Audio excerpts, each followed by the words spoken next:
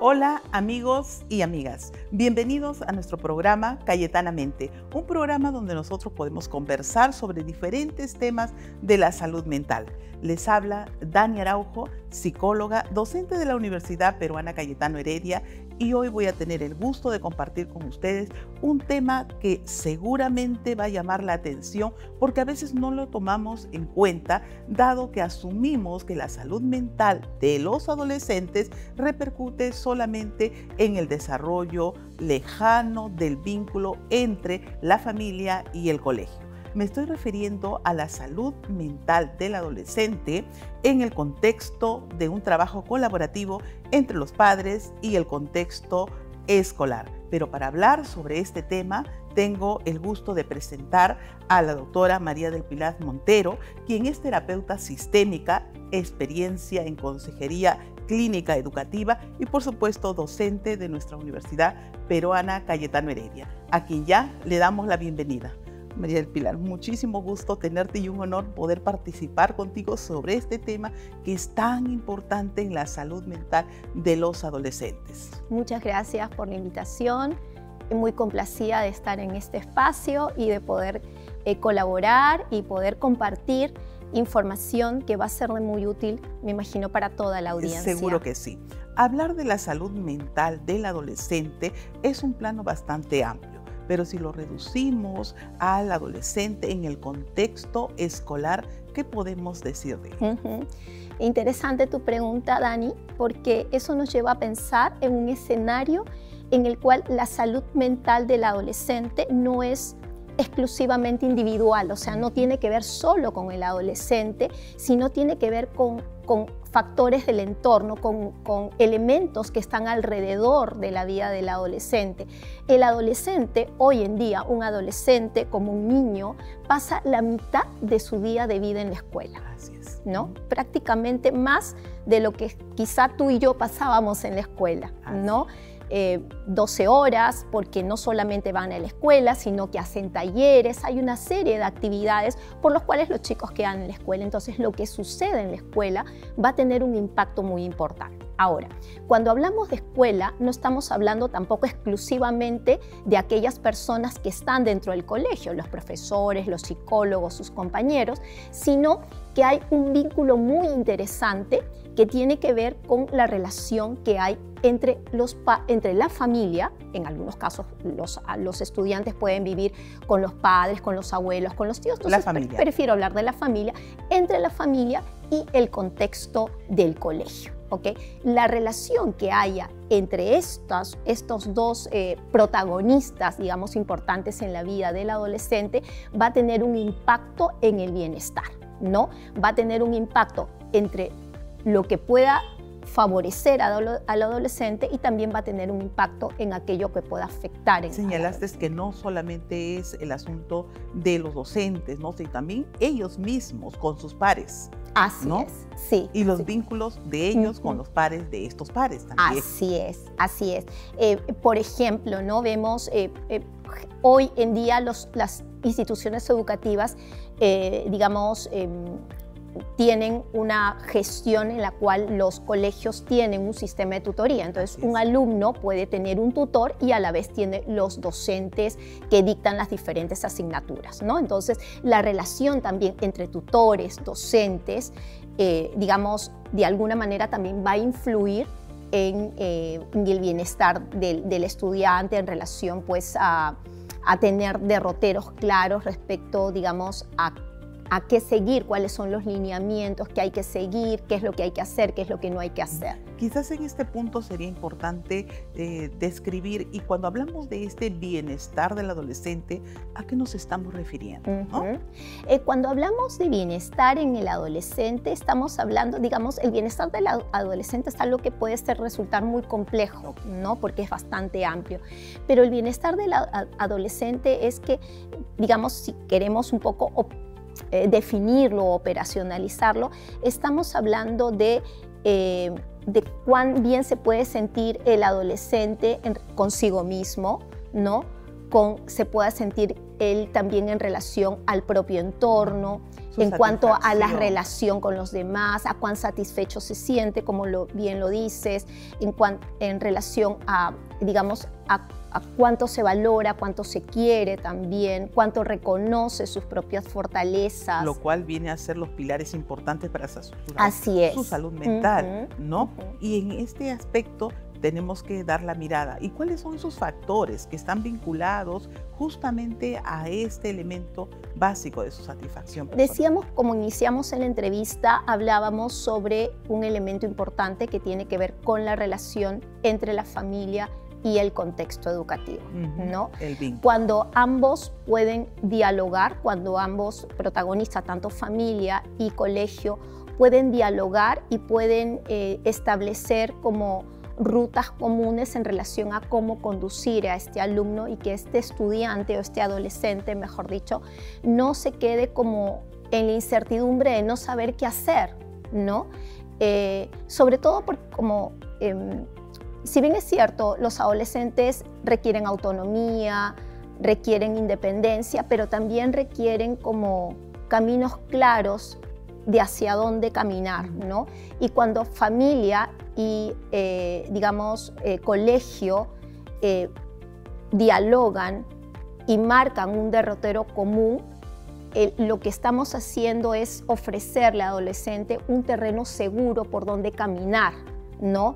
Y como luces claras de hacia dónde va a ir. Una proyección, una planificación hacia sus metas. Es algo así como cuando el adolescente tiene un camino y tiene como luces que van guiando por dónde. Estas luces vendrían a ser como los acuerdos que hay entre familia y familia y colegio en relación hacia dónde dirigir. Qué importante lo que señalas, porque muchas veces vemos que los factores podrían ser diversos, ¿no? Pero si queremos de alguna forma organizarlos y decir qué factores son favorables o cuáles son facilitadores y cuáles tenemos que tener en cuenta para este trabajo colaborativo. Bien, no quiero ser muy repetitiva, sin embargo, considero importante marcar la relevancia de lo que tú acabas de decir sobre el trabajo colaborativo. ¿Qué significa colaborar? Hacer un trabajo colaborativo implica que familia como colegio son expertos cada uno en lo que consideran que es el adolescente o el estudiante necesita, ¿no? Los padres conocen, por ejemplo, un adolescente que tiene 15 años, los padres conocen mejor porque tienen 15 años de experiencia con este adolescente. Sin embargo, el colegio conoce lo que este adolescente requiere en términos de aprendizaje, ¿ok? Entonces, ninguno de ellos sabe más que el otro. Ambos son expertos en diferentes ámbitos de lo que requiere, ¿no?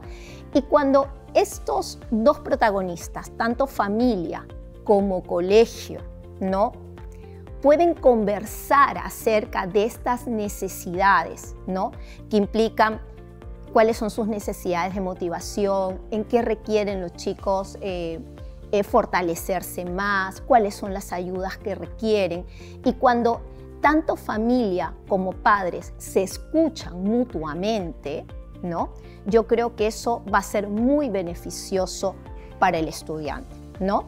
Y no estamos hablando solo de estudiantes que están pasando por ciertas situaciones a veces difíciles, algunas propias adolescentes, etcétera, sino también con aquellos estudiantes que de alguna manera les está yendo bien o adolescentes que les está yendo bien, ¿no? Entonces, esta comunicación, este trabajo colaborativo implica una escucha activa entre ambos, entre familia y colegio. ¿Pero qué significa escucha activa? Escucha activa es estar dispuesto a reconocer la experiencia del otro en lo que el adolescente necesita, ¿no? Y esto cobra un papel importante en la medida de que la familia se involucre sabiendo que es un agente importante para el favorecimiento de la salud mental del adolescente, ¿no? Relevante, señora. Sí, ya, ok. Vamos viendo, por ejemplo, cuando los padres perciben que el colegio o la familia percibe que el colegio los escucha, que el colegio reconoce la experiencia, ¿no? Y toda esa sabiduría que tiene la familia, porque es quien acompaña al adolescente, digamos, eso va a generar que la familia esté más dispuesta a colaborar con el colegio, ¿no? Por un lado. Y por otro lado también, cuando el colegio de alguna manera siente que la familia escucha y reconoce las buenas intenciones que tienen en relación, digamos, a la formación o al acompañamiento de un adolescente, también hay una mejor disposición, digamos, en la relación con la familia, ¿no? Acá está cobrando un papel importante lo que es la percepción de apoyo, ¿no? Tanto la percepción de apoyo de la institución hacia la familia y viceversa, ¿no?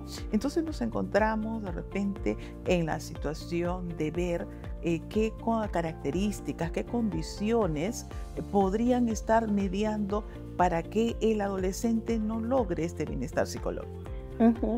Claro, hace un momento hablábamos sobre el trabajo colaborativo, sobre el escuchar. Entonces creo que un factor de riesgo tiene que ver cuando de alguna manera en nuestra mejor intención, ¿no?, de lograr lo mejor para los adolescentes terminamos como imponiendo ciertas ideas, ¿no? Como de la manera que yo digo es la mejor, ¿no?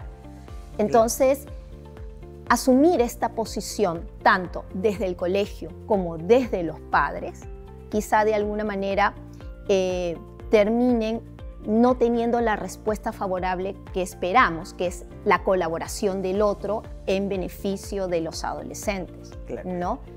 Y hay diferentes formas de imponer. Por ejemplo. Muy sutiles, ¿no? Muy sutiles, que no necesariamente son desde una voz autoritaria, ¿no? Pero, por ejemplo, vemos en muchas escuelas, ¿no? Ahora, todo esto ocurre en un marco de muy buena intención, de querer lo mejor, ¿no? Pero a veces los papás, por ejemplo, suelen asistir al colegio validando mucho, digamos, el expertise del colegio, de los profesores, de los consejeros, y asumimos una actitud bastante receptiva. Pasiva, de pronto. Sí, muy receptiva.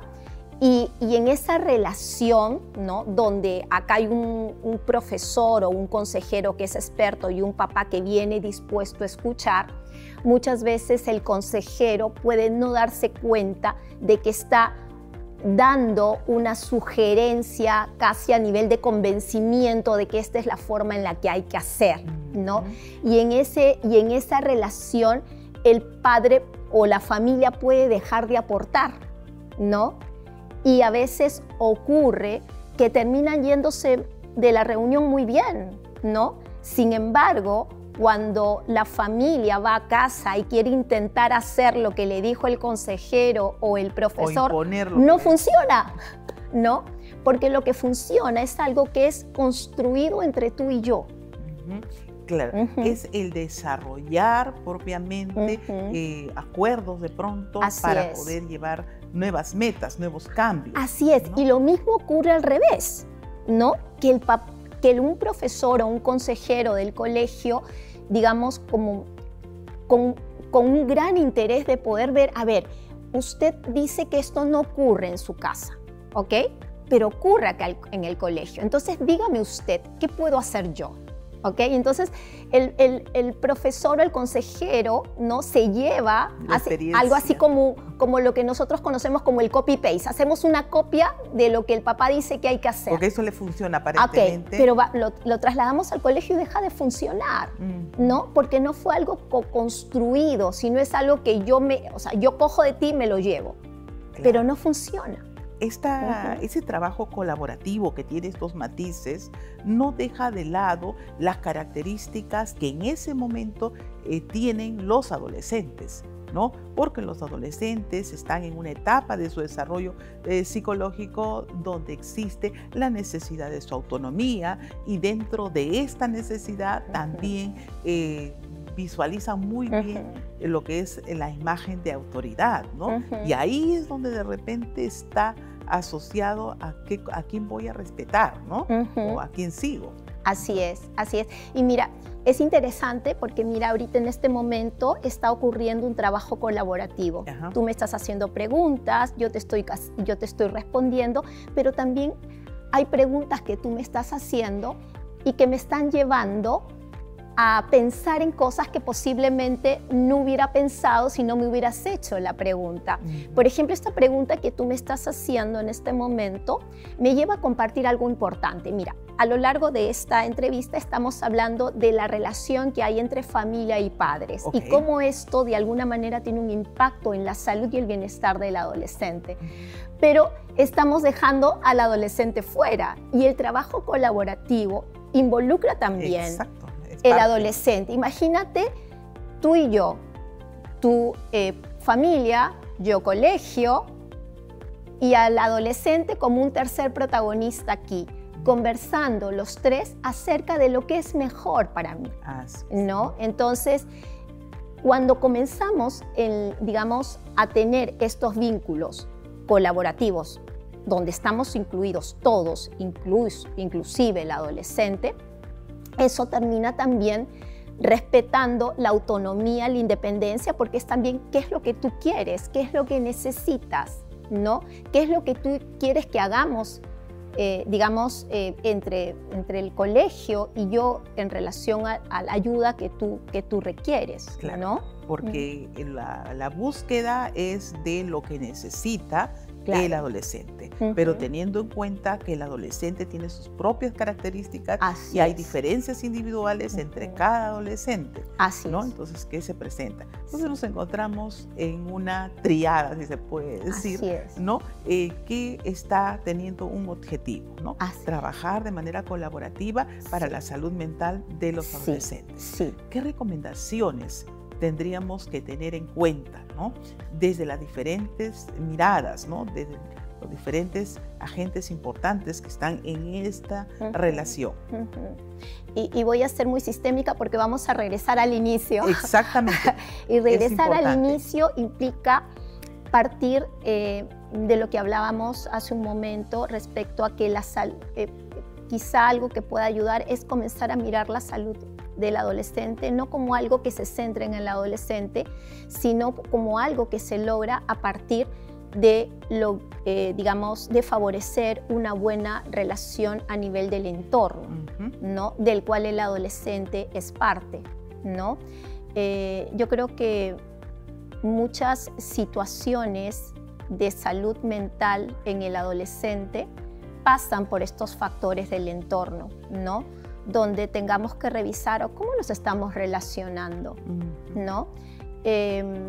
Pensaba yo cómo estos escenarios se convierten de relación entre colegio y familia, se convierten como escenarios propicios o como yo le podría llamar así como elementos claves de la resiliencia, no solamente para un adolescente que está transitando o ha transitado por una situación muy crítica, sino hasta para la propia familia.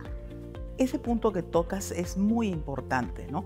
Porque cómo es que esta participación que se está teniendo entre los elementos permite que el adolescente sea capaz, sea resiliente, ¿no? Y esto directamente ligado a la toma de decisión, ¿no?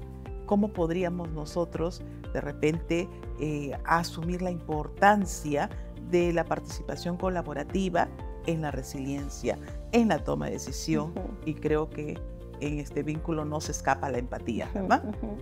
Para mí es una pregunta bastante grande, es una pregunta también a su vez compleja, pero no porque es una pregunta difícil, sino porque podemos mirar, digamos, esta pregunta desde varias aristas.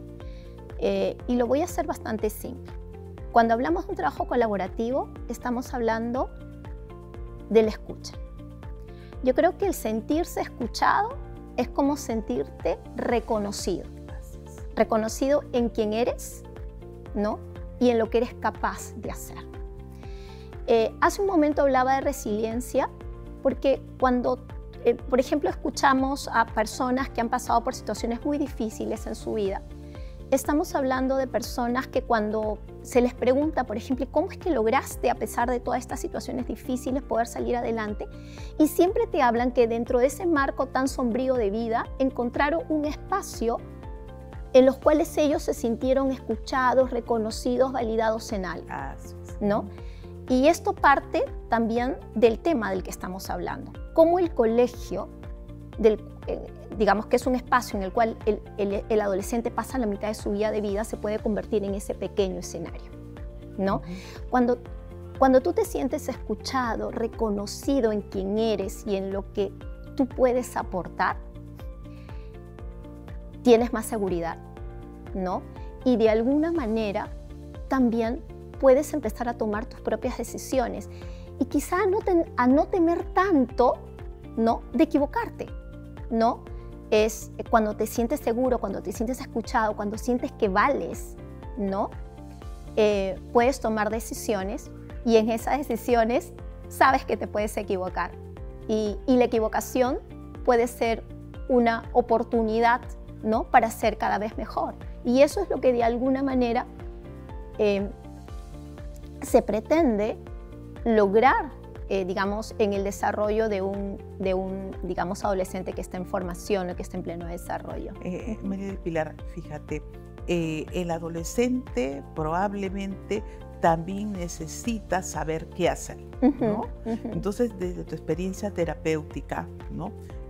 ¿Cuál sería el consejo que brindarías a los adolescentes para que se vinculen con esta participación, ¿no?, colaborativa, que es al final en beneficio de ellos? Quizá lo que voy a responder en este momento, pueden haber personas que comparten esta idea o personas que no comparten. Yo creo que cuando un adolescente te pregunta qué hacer, no es porque realmente no sepa qué hacer, ¿no? Los adolescentes ya tienen muchas pistas. Quizá lo que quieran es una especie de luz respecto para tomar decisiones, porque hay una serie de caminos. Yo creo siempre que los adolescentes, cuando plantean una pregunta, tienen mucho potencial respecto a lo que pueden hacer, ¿no? Y yo creo que la idea es ayudarlos a través de nuestras preguntas para que ellos puedan sacar agencia sin necesidad de decirles hay que hacer A, B, C, sino podemos preguntar, ¿y qué has pensado tú? ¿No? A ver, ¿en qué otras situaciones, por ejemplo, han podido ser similares a estas si tú has tomado decisiones? ¿Cómo decidiste, por ejemplo? ¿No? Entonces, yo creo que, digamos, desde esta guía, yo no digo que hay que hacerlo así, porque si no me estaría contradiciendo lo que dije hace un momento, pero creo que es algo que ha dado evidencia, que da resultado cuando en vez de decir qué es lo que hay que hacer, comienzas a conversar con él, preguntándole sobre situaciones similares, facilitar que tome la decisión. Así es, Dani, sí. El adolescente te está escuchando. ¿Y al adolescente qué le mencionamos para concluir con la entrevista? ¿Qué le podemos decir a un adolescente? En primer lugar, que hay personas que de alguna manera se van a interesar en él o en ella, ¿no? Que siempre van a haber personas dispuestas a ayudar, a acompañar, sea en la familia, sea en el propio colegio. Y quizá voy más allá que el consejo del adolescente, porque yo le puedo decir a un adolescente, siempre hay alguien que te va a escuchar, alguien que está dispuesto a ayudar. Pero una cosa son mis palabras y otra cosa es la vivencia. Entonces creo que este consejo trasciende al hecho de que no solamente,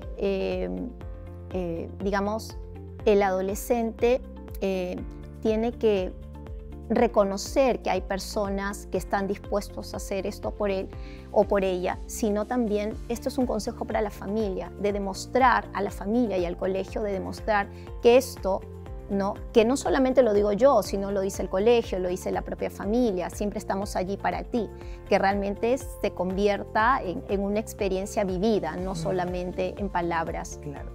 Importancia de la coherencia que exista en estos elementos, ¿verdad? María del Pilar, muchísimas gracias. Desde tu mirada sistémica creo que hemos podido entender la importancia que hay, que es la participación, ¿no? Y no es simplemente ver un solo punto, sino hacerlo de manera más global. Muchísimas gracias. Gracias por la entrevista. Bien, hemos tenido la oportunidad de poder conversar con la doctora María del Pilar Montero, quien de su mirada sistémica nos ha resaltado la importancia del trabajo colaborativo entre la familia, la escuela, para el beneficio de la salud mental de los adolescentes. Muchísimas gracias. Continúenos viendo en nuestro canal digital cayetano.plus y escucharnos por Spotify.